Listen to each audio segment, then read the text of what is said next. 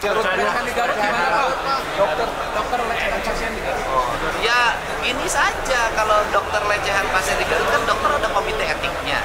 Ya berhentikan saya, cabut izin dokter. Kenapa harus susah? Ya cabut aja izin praktek dokternya. Dan bila perlu perguruan tingginya yang meluluskan dokter itu mencabut gelar dokter. Karena dokter itu profesi yang ketika dilantik itu diambil sumpah profesi, kan beda dong. Nah ini yang harus dilakukan. Jadi hari ini harus ada tindakan-tindakan tegas, tidak lama, tidak bertele-tele. Sisi pelecehan seksualnya ya proses secara umum. Hasil pertemuan kemarin dengan korban seperti apa, dan saat ini data pribadi korban bocor. Yang bocorin siapa? Salah satu media. Ya harusnya media nggak boleh bocorin. Nggak boleh, orang harus melindungi korban. Kalau saya kan kemarin gini, ada dua hal yang saya tempuh. Yang pertama aspek sosial ekonominya. Mereka kan kehabisan kontraknya. Akhirnya ya saya stimulus lah untuk 1 tahun pindah rumah. Biayanya ditanggung oleh kami, gitu loh. Yang kedua, pendampingan hukum sudah kami siapkan dan itu free. Nah, ini yang harus dilakukan dan itu sudah kita lakukan.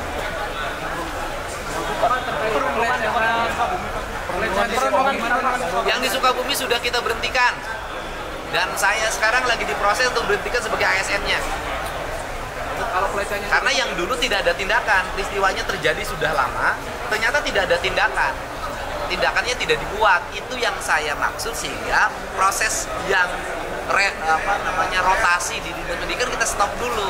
Karena ada rangkaian-rangkaian peristiwa yang menurut saya ini harus segera dihentikan kebiasaan ini. Yang Sukabumi ya, ada proses ya. Kita sekarang dibebas tugaskan dari mengajar hari ini, dan kemudian sekarang lagi proses penyelidikan, ya kan, oleh inspektorat. Dan saya menginginkan dia diberhentikan jadi ASN. Pidananya Proses pidananya itu kan anak personal. Ya hari ini kita mau rapat. Kita hari ini rapat dengan PT KAI untuk membahas reaktivasi jalur kereta. Ada mantan apa yang mengeluhkan SPJ-nya belum cair? Apa tuh? Mantan atlet SEA Games, Pak. Oh tahu, yang itu di Bekasi. Hari ini dipanggil dengan Pengcapnya. Itu kan urusannya bukan lagi urusan Pemprov sebenarnya. Urusan dia dengan Pengcapnya. Tapi hari ini kita panggil. Hari ini sore ini jam 4 saya panggil. Tindak lanjutnya? Ya hari ini kan tindak lanjutnya setelah dipanggil. Ya. Kenapa?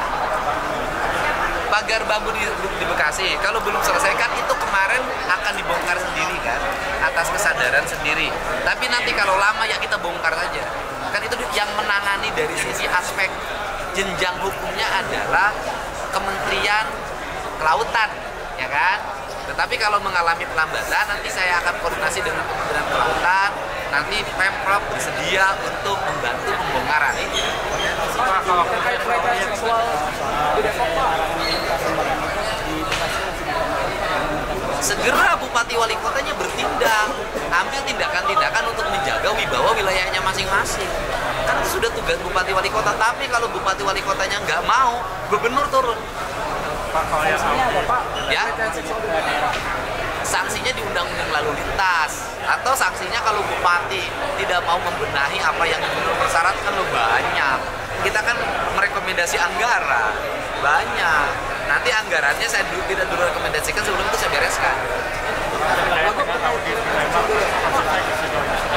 Begini, auditnya kan sampai sekarang dari IPB-nya belum turun Pak Sekda, segera temuin pakarnya.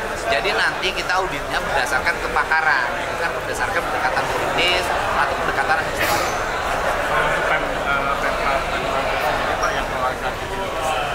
Barusan saya ketemu bupatinya minggu depan, kita akan segera membahas secara bersama. Dihijaukan, komitmennya harus dihijaukan.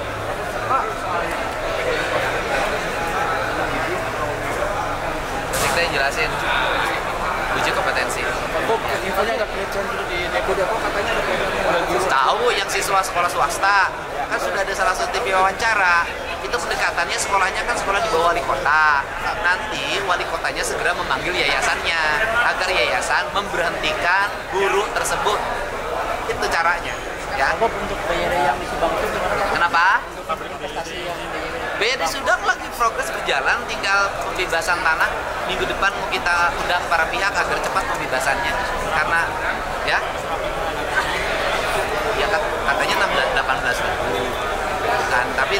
melihat, karena angka 18.000 itu bener nggak 18.000? Karena teknologinya sudah robot kalau mobil.